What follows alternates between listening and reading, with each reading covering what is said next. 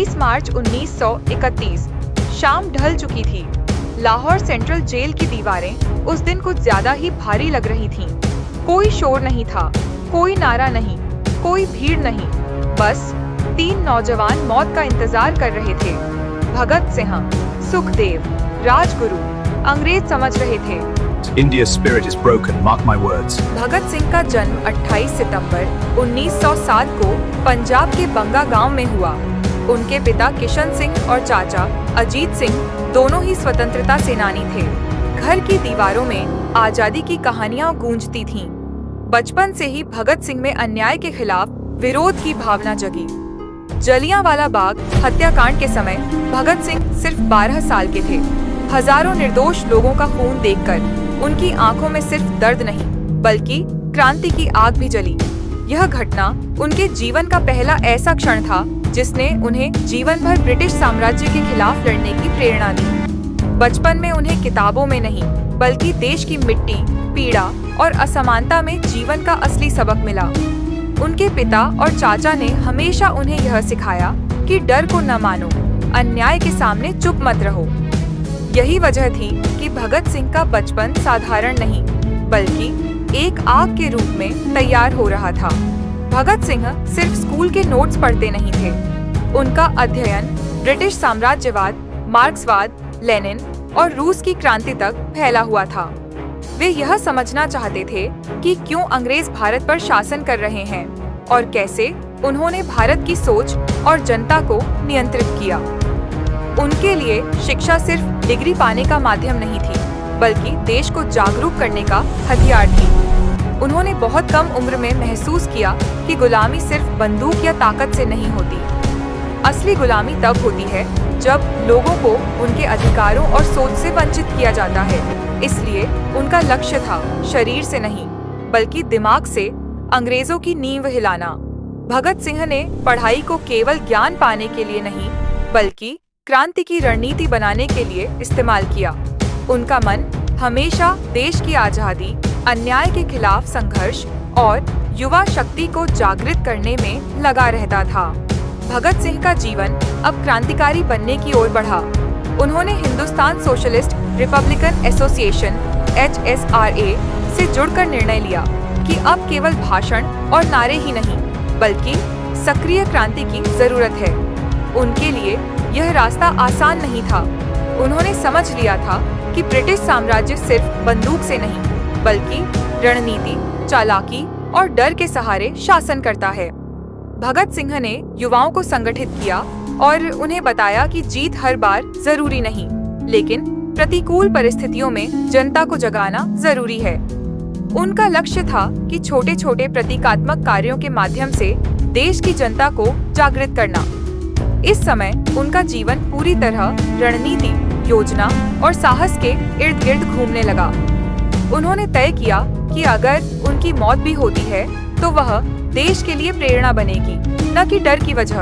अप्रैल 1929 को भगत सिंह और बटुकेश्वर दत्त ने सेंट्रल असेंबली में बम फेंका। यह बम जानलेवा नहीं था। उनका उद्देश्य सिर्फ ब्रिटिश सरकार को चेतावनी देना और जनता को जागृत करना था। बम कम विस्फोटक था ताकि कोई हताहत न हो। भगत सिंह ने चिल्लाकर कहा, इंकलाब जिंदाबाद, साम्राज्यवाद मुर्दाबाद। यह घटना उनके साहस और रणनीति की मिसाल थी। उन्होंने जान जोखिम में डाली, लेकिन जानवरों की तरह नहीं, बल्कि प्रतीकात्मक तरीके से।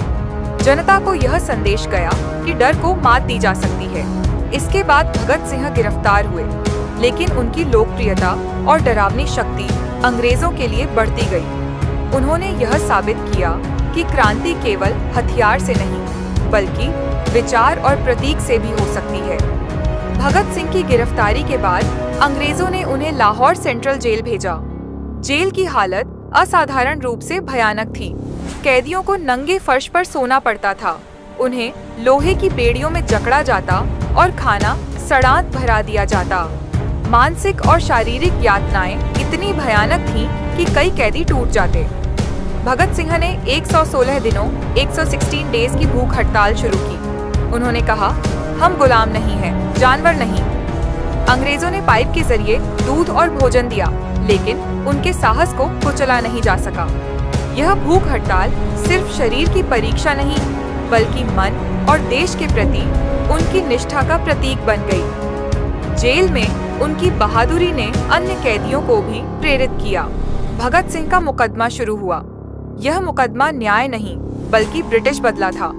गवाह खरीदे गए, सबूत तैयार किए गए। जज और वकील दोनों ही अंग्रेजों के समर्थन में थे। फैसला पहले से तय था। मुकदमे का उद्देश्य केवल यह दिखाना था कि क्रांति करने वाले को कोई बचाने वाला नहीं है। भगत सिंह ने अदालत में साहस दिखाया। उन्होंने अपनी बहादुरी और सिद्धांतों पर कभी समझौता नहीं किया। उनके शब्दों ने ब्रिटिश अधिकारियों को चौंका दिया। उन्होंने कहा, The chains of oppression will shatter, and the light of freedom will prevail. मुकदमे के दौरान उनके चेहरे पर डर का नामो निशान तक नहीं था। उनका साहस लोगों के दिलों में देशभक्ति की लौ जगा रहा था। लाहौर की गलियों में उस समय अजीब सी बेचैनी थी। अंग्रेजी हुकूमत बाहर से मजबूत दिखती थी, लेकिन अंदर से डर चुकी थी।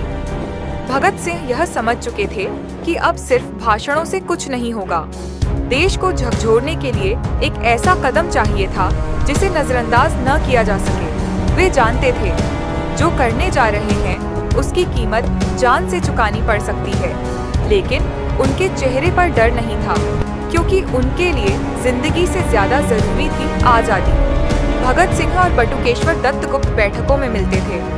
योजना साफ थी, मारना नहीं, सुनाना है।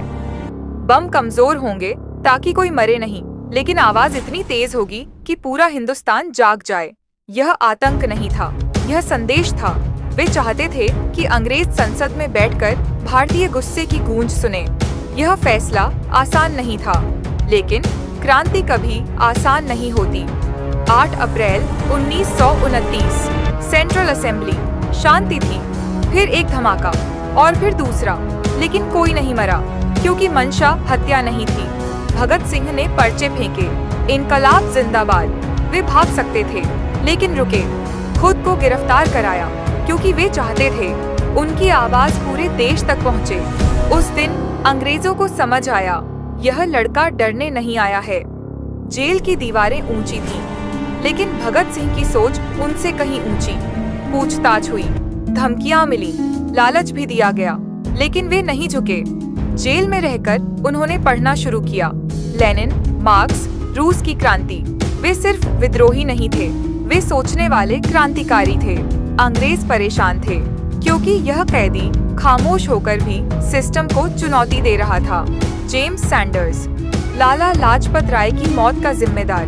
भगत सिंह जानते थे यह सिर्फ बदला नहीं, यह चेतावनी होगी। एक शाम, एक गोली, इतिहास बदल गया।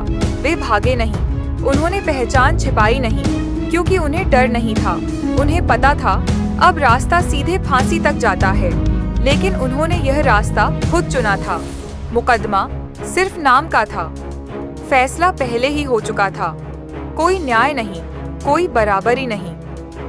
अंग्रेज चाहते थे एक उदाहरण, ताकि कोई और सपना देखने की हिम्मत न करे। लेकिन कोर्ट में भगत सिंह की आवाज गूंज रही थी। वे खुद को बचा नहीं रहे थे, वे इतिहास में अपना पक्ष दर्ज करा रहे थे। जेल में भारतीय कैदियों के साथ जानवरों जैसा व्यवहार होता था। भगत सिंह ने भूख हड़ताल शुरू की। दिन, हफ्ते, महीने। शरीर कमजोर होता गया, लेकिन इरादा मजबूत। पूरा देश देख रहा था, एक आदमी बिना हथियार सिस्टम से लड़ रहा है। अंग्रेज डर गए, क्योंकि यह लड़ाई अब जेल से बाहर जनता के दिलों में पहुंच चुकी थी। फांसी तय थी। भगत सिंह शांत थे। उन्होंने कहा, एक क्रांतिकारी मर सकता है, क्रांति नहीं। फांसी से पहले वे किताब पढ़ रहे थे। जब पूछा गया कोई आखिरी इच्छा, तो बोले, मुझे पढ़ने दो। 21 मार्च की रात एक सन्नाटा, और फिर 3 नाम इतिहास बन गए। भगत सिंह, राजगुरु, सुखदेव।